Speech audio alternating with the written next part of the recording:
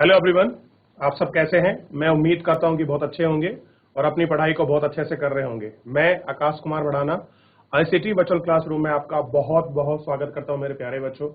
जैसा आपको पता है कि हमारी 10th क्लास है और 10th क्लास के अंतर्गत हम लोग देख रहे हैं चैप्टर नंबर 7 के जो मोस्ट इंपोर्टेंट जो आपके पार्ट्स हैं हम उसको पढ़ेंगे और उसको समझेंगे। क्लियर है बच्चों। लोकतंत्र का जो आपका परिमाण है उस लोकतंत्र के परिमाण की हम लोग अपने इस आज के लेक्चर के अंतर्गत आपका बात करने वाले हैं और उसको ही हम लोग बहुत अच्छे से पढ़ेंगे और बहुत अच्छे से आपका देखेंगे कि लोकतंत्र में किस आपके तरीके से आपके परिमाण है, क्या उसके रिजल्ट हैं, कैसे हम लोकतंत्र को मजबूत कर सकते हैं, क्या क्या चीजें हैं, उन सारी चीजों की हम लोग अपने इस लेक्चर के अंतर्गत आपका बात करने वाले हैं और सारी चीजों को हम एक एक करके आपकी समझने वाले हैं।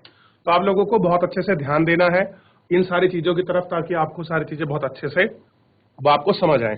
तो जैसा आपको पता है कि जो आपका पार्ट है और पार्ट नंबर 7 है आपका, और इस पार्ट नंबर 7 के अंतर्गत आपको ध्यान रखना है। ठीक है बच्चों, देखिए दोबारा लिख देता हूं मैं आपको, ध्यान देना है आपको।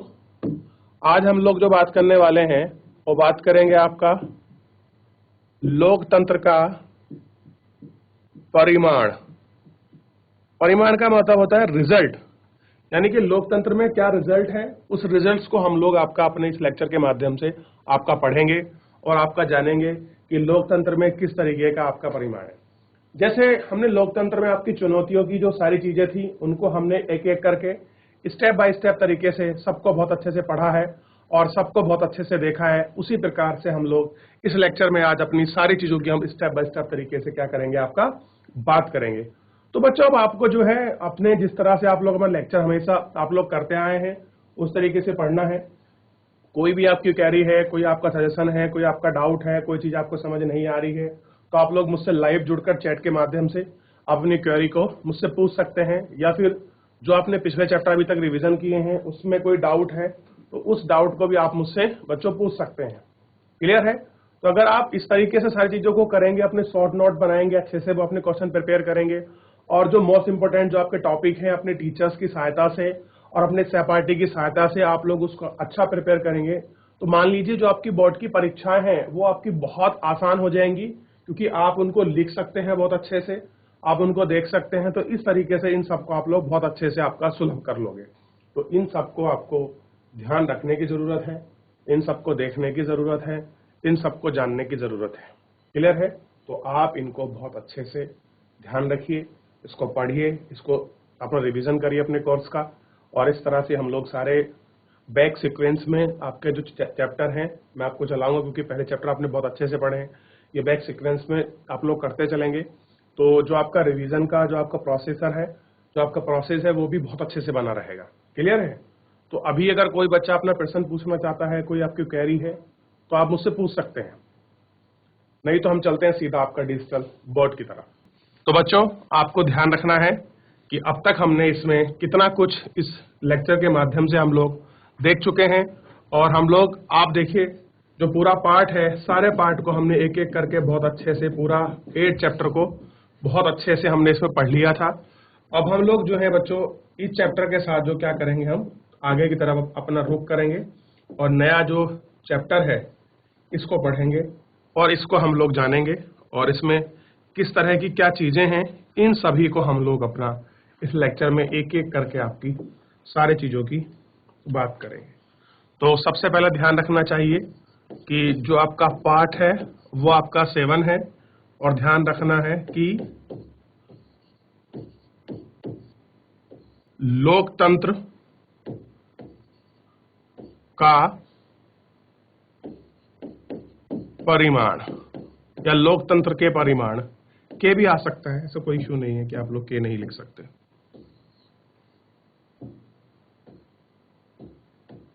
लोकतंत्र के परिमाण, इनको थोड़ा सा आप लोग देखना है और इसी पे बात करनी है। तो आज पूरा हम इस टॉपिक पे बहुत अच्छे से स्टेप बाय स्टेप तरीके से आपका हम लोग बात करेंगे। देखिए जिससे पहले ही है, अगर आप चाहे इसको क्वेश्चन मान लीजिए, जो आपको समझना है आप मान लीजिए कि लोकतंत्र किस तरह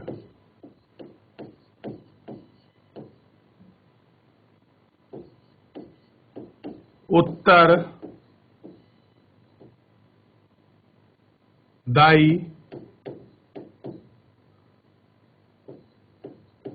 या जिम्मेवार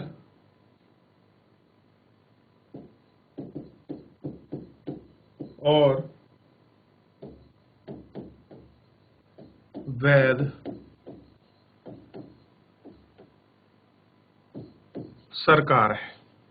किस तरह से जिम्मेवार है और किस तरह से आपका जो लीगल जो वैध है वो वैध सरकार है। तो ये थोड़ा सा आप लोगों को ध्यान रखना है कि वो आपका किस तरीके की है।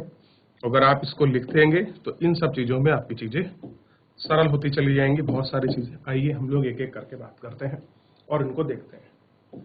इसको आंसर के फॉर्मेट में ध्यान दीजिए कि लोकतंत्र में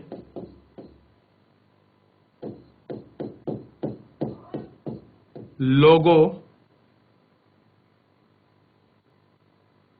को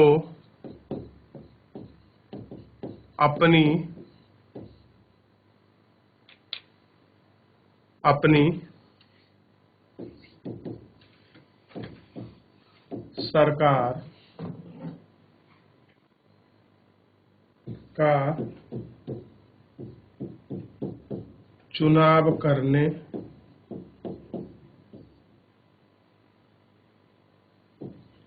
का अधिकार, चुनाव करने का अधिकार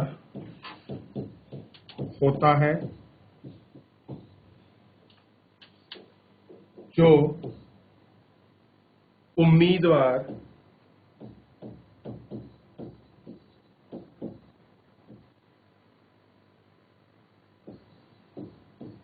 चुना जाता है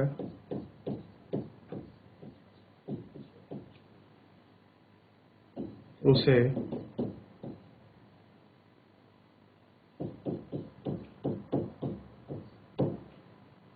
लोगों की मांगों को पूरा करने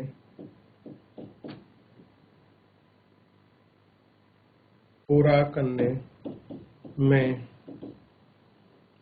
सक्षम माना जाता है।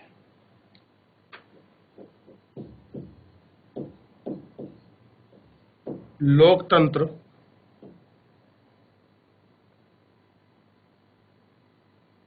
में फैसले भी कुछ कायदे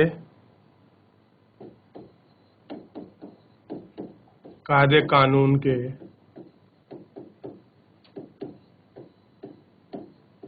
आधार पर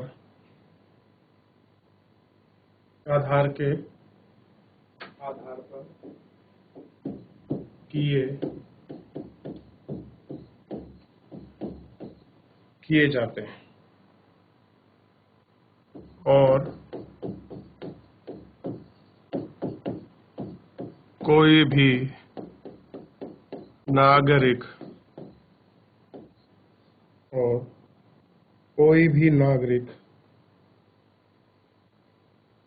यह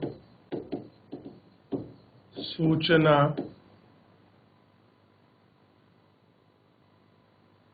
प्राप्त करने का अधिकार रखता है। क्या कह रहे हैं कि सूचना प्राप्त करने का जो अधिकार है वो हर कोई क्या है आपका अपने पास रखता है। आप ध्यान दीजिए, लोकतंत्र नागरिकों, क्या कह रहे हैं, ध्यान दीजिए आप लोग सभी बच्चों, ध्यान रखना इस पर कि लोकतंत्र नागरिकों को उस प्रक्रिया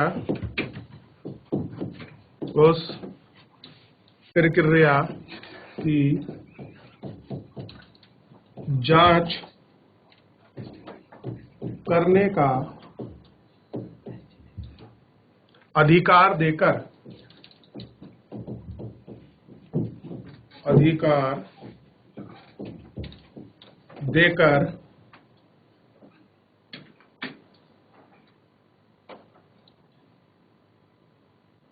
उस प्रक्रिया को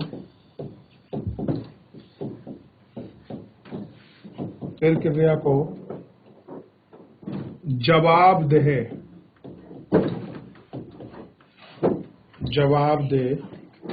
कोमा उत्तरदायी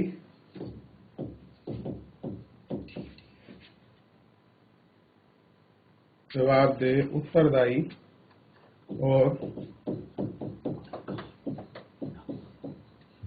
वैध सरकार का निर्माण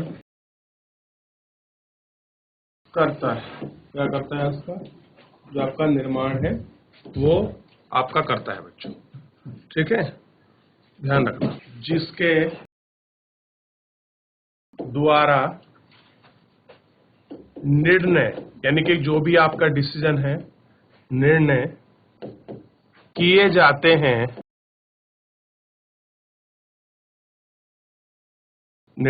जाते हैं, ये निर्णय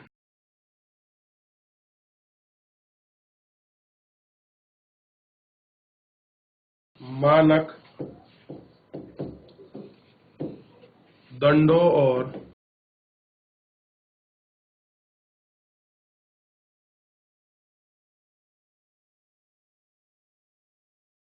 प्रक्रियाओं के अनुसार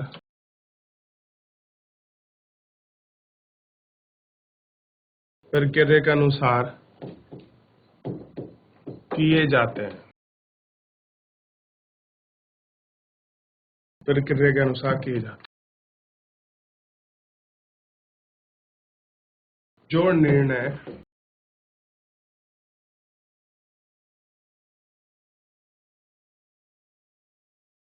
लोगों को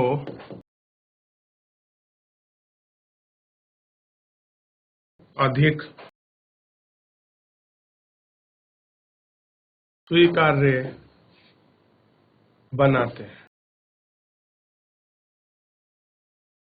क्या करते हैं? आपको अधिक स्वीकार्य बनाते हैं कि किस प्रकार की चीजें हैं, कैसे रहेगा, क्या उनकी चीजें हैं, उस प्रकार से ही सारी डिपेंड वाली चीजें होती हैं। क्लियर है बच्चों? इतना ध्यान रखना आपको।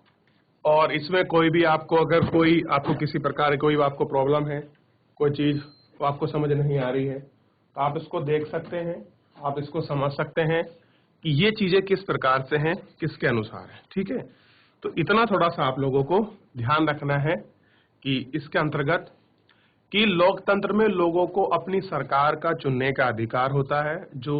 जो उम्मीदवार चुना जाता है उसे लोगों की मांगों को पूरा करने की क्षमता माना जाता है। और लोकतंत्र में फैसले भी कुछ कायदे कानून के आधार पर बनाए जाते हैं और कोई भी नागरिक यह सूचना प्राप्त करने का अधिकार रखता है।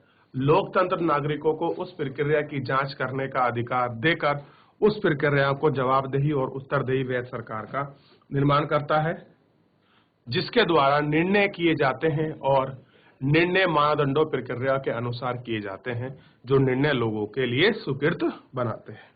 कैसे बनाते हैं? उनके लिए एक्सेप्टेबल बनाते हैं। तो आपको इतना ध्यान रखना है कि निर्णय कैसे होंगे बच्चों? वो एक्सेप्टेबल होंगे, वो आपके स्वीकार्य होंगे। आइए अगला देखते हैं प्रश्न थोड़ा इसी में। अगला है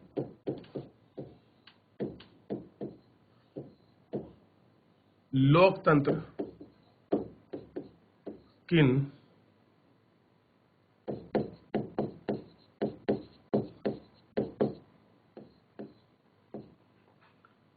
स्थितियों में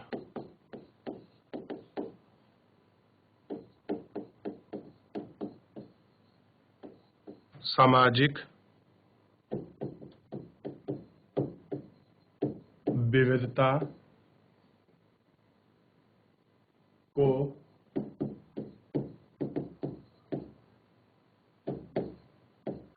संभालता है। कह रहे कि किन स्थितियों में क्या करता है, सामाजिक विविधता को संभालता है और उनके बीच सामंजस्य बैठाता है।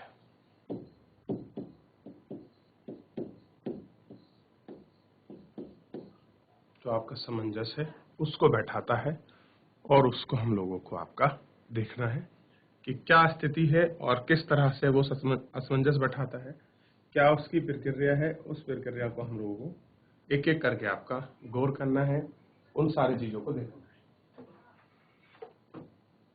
क्लियर है बच्चों? आप इस तरह से अगर ध्यान देंगे तो सारी चीजें आपकी बहुत आसान सरल होती चली जाएंगी। ऐसा कुछ नहीं है कि आप नहीं कर सकते।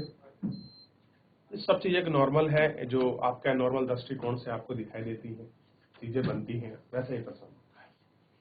ठीक है, चलिए आगे देखते हैं इसमें कि लोकतंत्र की किन स्थितियों में सामाजिक विविधता को संभालते हैं और उनके बीच असमंजस बैठाते हैं। देखिए क्या है कि लोकतंत्र केवल बहुमत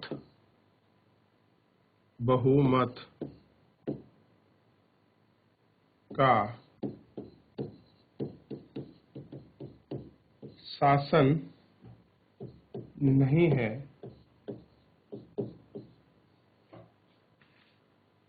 और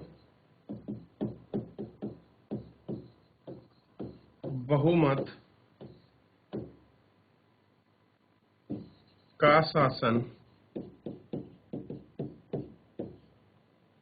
का शासन केवल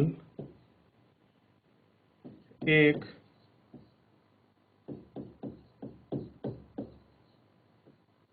धार्मिक या सामाजिक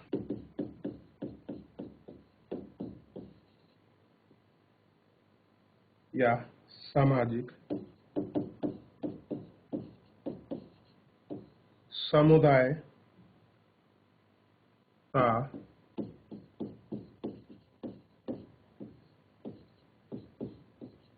का नियम है।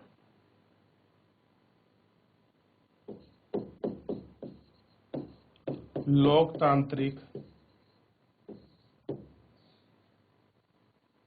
क्या कह रहे हैं कि लोकतांत्रिक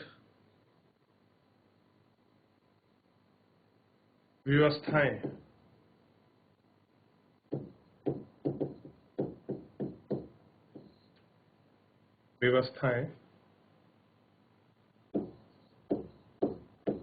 कई तरह के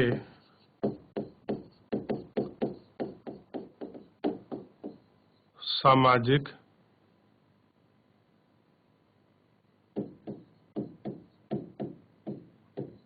विभाजनों को संभालती है।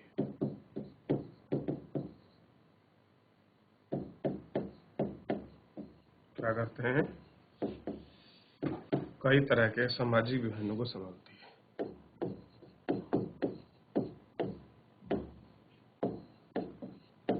कोई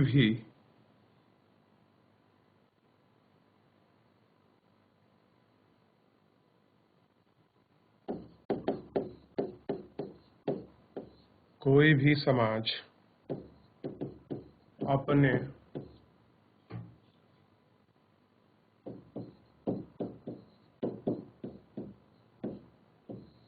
विभिन्न विभाजक समूहों में टकराव पूरी तरह खत्म नहीं कर पाता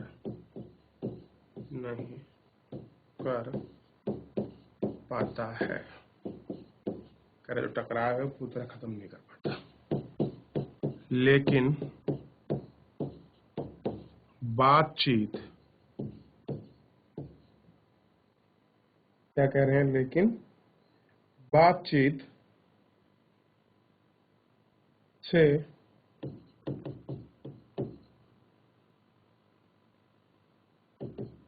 सामंजस्य या सामंजस्य बैठाने का तरीका है।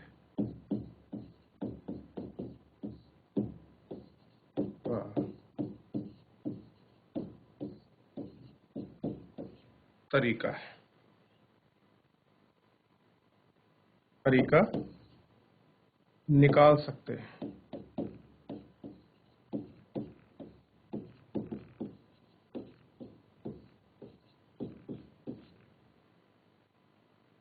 यह है काम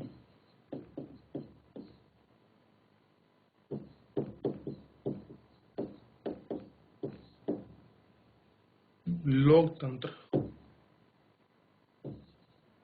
कर सकता है। क्या कर सकता है? आपका लोकतंत्र कर सकता है। तो ये आपको थोड़ा सा ध्यान रखना है और इन सब चीजों को देखना है कि आपका किस तरह से लोकतंत्र में किन चीजों के अनुसार या कह सकते हैं किन चीजों की तरीके से जो सामंजस्य है हम उसको बैठा सकते हैं, हम उसको देख सकते हैं। ये हम लोगों को थोड़ा अपना ध्यान रखना चाहिए बच्चों कि लोकतंत्र केवल बहुमत के शासन के आधार पर नहीं बल्कि बहुमत का शासन केवल एक धार्मिक या सामाजिक समुदाय के नियम या अब लोकतांत्रिक व्यवस्थाएं कई तरह के सामाजिक विभाजनों को संभालती हैं।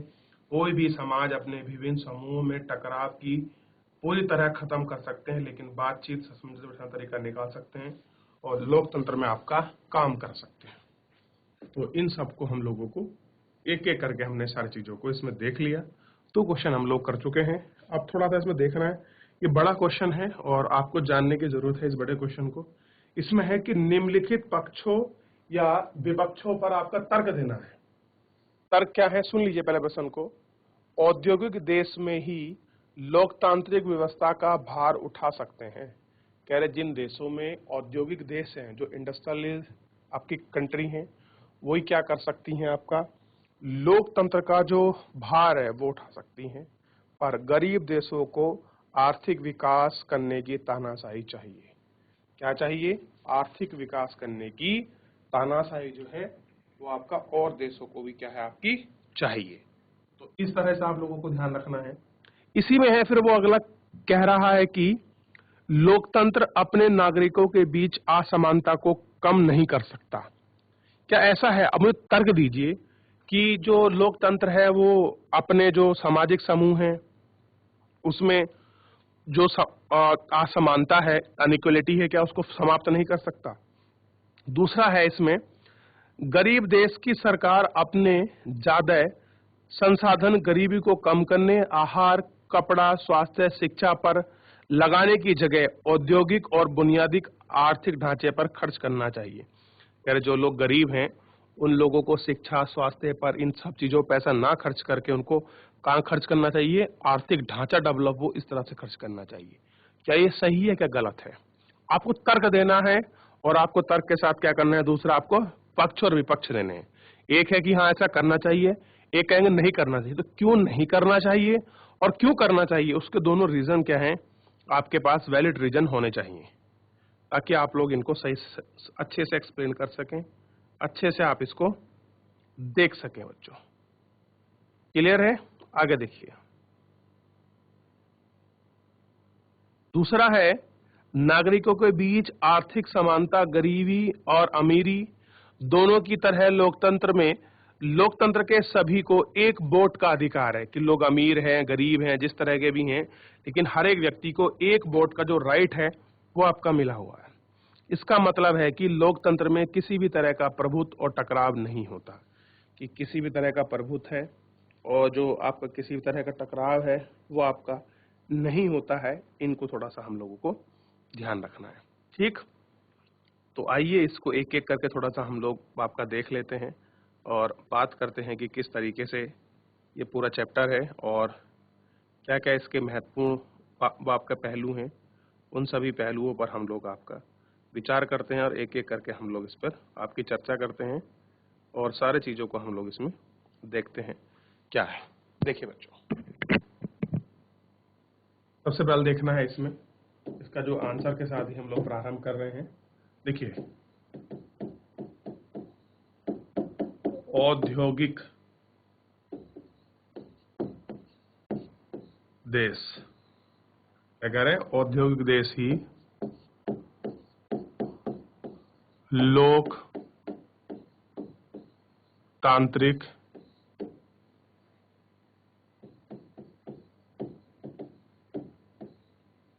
व्यवस्था का भार उठा सकते हैं,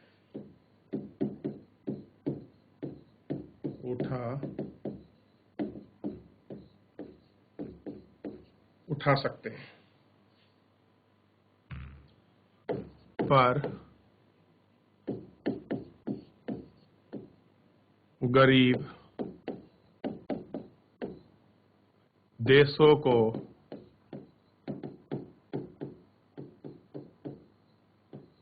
आर्थिक विकास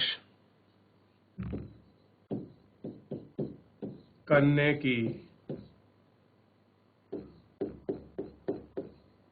तानाशाही चाहिए। क्या चाहिए उसको? गरीब देशों को आर्थिक विकास करने की तानाशाही चाहिए। यह कथन गलत है। क्या कह रहे हैं? यह जो कथन है वो आपका गलत है। कैसे कि तानाशाही से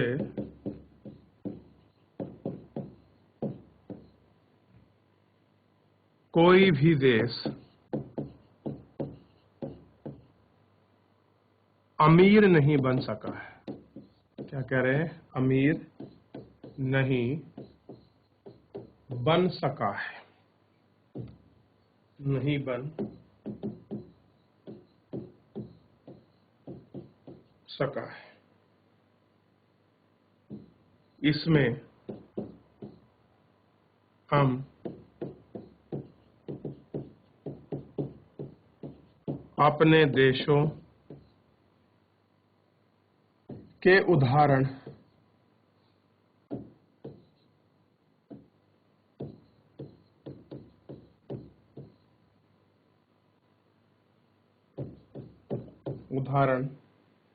से समझ सकते हैं। कह रहे हैं कि समझ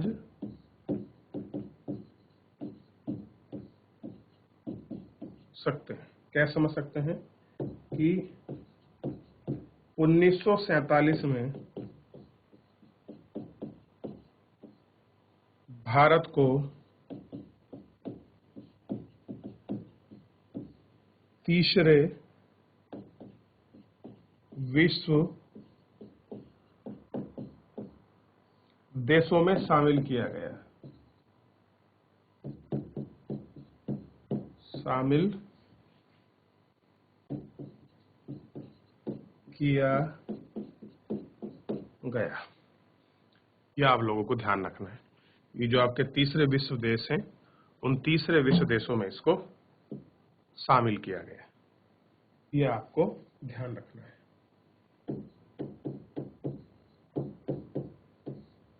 लेकिन अब यह दुनिया में तेजी से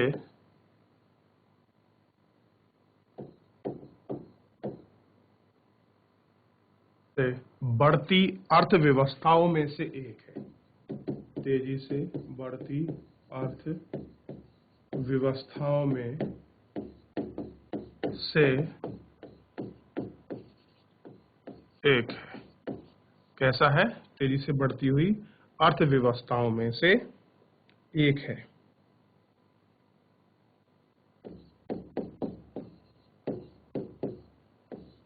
लोकतंत्र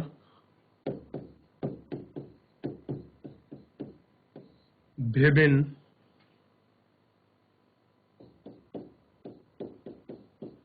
नागरिकों के बीच, अरे जो हमारे विभिन्न आपके विभिन्न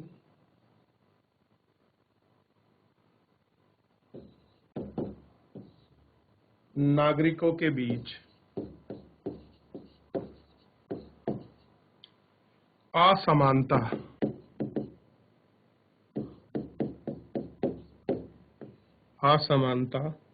को कम नहीं कर सकता है, यह कथन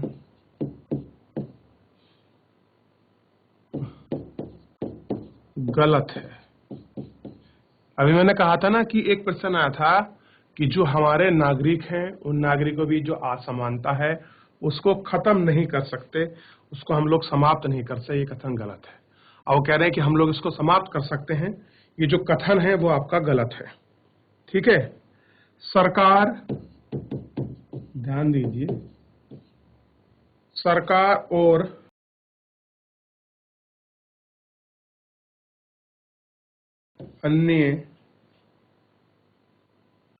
और अन्य नीतियां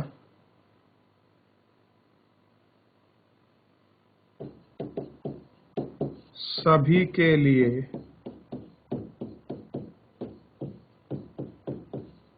बनाई जाती हैं। क्या होता है? सभी के लिए आपका बनाई जाती है।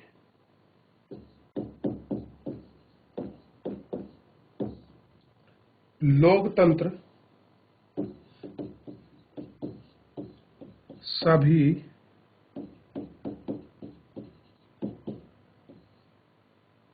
नागरिकों को समान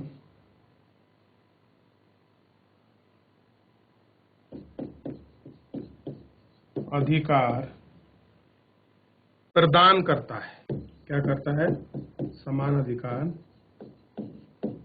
प्रदान करता है। यानी कि जितने भी हमारे देश के नागरिक हैं उन नागरिकों को क्या है? समान अधिकार आपके प्राप्त करे गए हैं। पर इन नियमों का पालन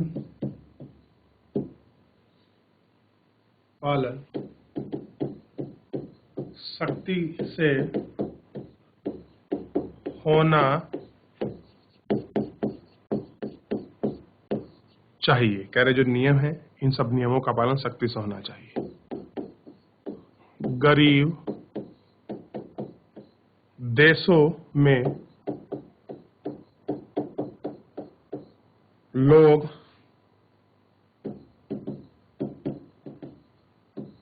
स्वास्थ्य, शिक्षा, क्या कह रहे हैं? गरीब देशों में लोग, आपका ध्यान रखना है, स्वास्थ्य, शिक्षा,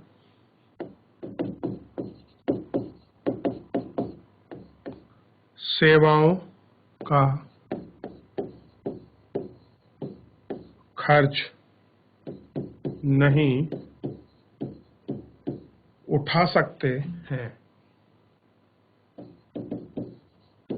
क्यों नहीं उठा सकते हैं? क्योंकि यार एक तो उनका बजट बड़ा कम होता है और दूसरी बात है इतनी ये बड़ी चीजें हैं जिन पर अगर वो अपना सारा बजट ही यहाँ खर्च कर देंगे तो वो अपनी आर्थिक गति को किस प्रकार से पकड़ेंगे, और ये उनके लिए देखना एक अपने आप में बहुत बड़ी समस्या हो जाती है कि वो क्या नहीं कर सकते, अपना सब कुछ उन पे अपना खर्च नहीं कर सकते। ठीक, अब कह रहे हैं ऐसे में सरकार को उनकी मदद करनी चाहिए। क्या करना चाहिए? उनकी मदद करनी चाहिए, ना कि अपने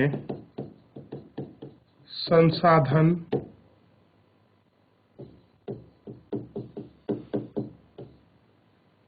उद्योग और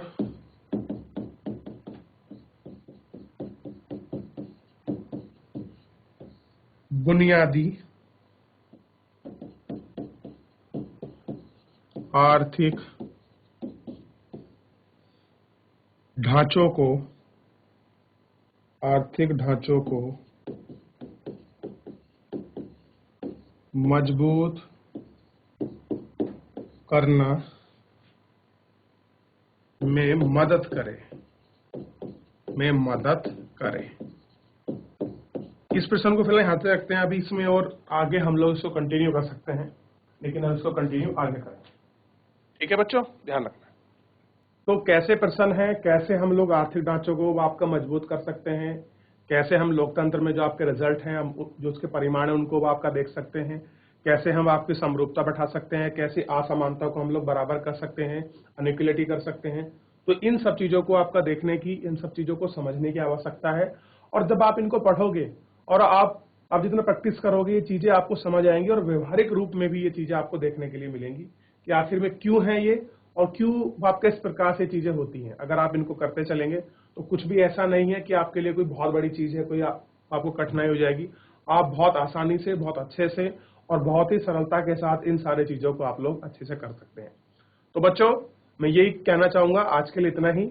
नेक्स्ट हम लोग इसी प्रश्न को, इसी जो आंसर है, जो आपके तर्क और में जो आपके पक्ष और विपक्ष हैं, इन दोनों को हम लोग कल नेक्स्ट लेक्चर में आगे कंटिन्यू करेंगे। तब तक के लिए अपना ध्यान रखिए, स्वस्थ रहिए, अपनी पढ़ाई को बहुत अच्छे से करते रहिए। मुझसे जुड़ने के लिए आपका बहुत बहुत धन्यवाद।